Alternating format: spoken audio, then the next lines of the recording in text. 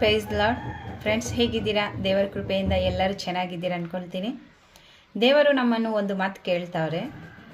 ಚಿಕ್ಕ ವಯಸ್ಸಲ್ಲಿ ಇರೋ ಯೋಸೇಫನು ತಾಯಿಯನ್ನು ಕಳ್ಕೊಂಡ್ರು.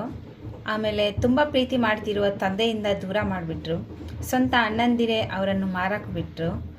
ಬೇರೆಯವ್ರ ಮನೆಯಲ್ಲಿ ಕೆಲಸಗಾರನಾದರು. ಇನ್ನೊಂದು ಮನೆಗೆ ಹೋದ್ಮೇಲೆ ಆ ಮನೆ ಯಜಮಾನವಳಿಂದ ತುಂಬ ಶೋಧನೆಗೆ ಒಳಗಾದರು. ಯಾವ ಪಾಪ ಮಾಡಿಲ್ಲ, ಆದರೆ ಜೈಲಿಗೆ ಹೋದರು.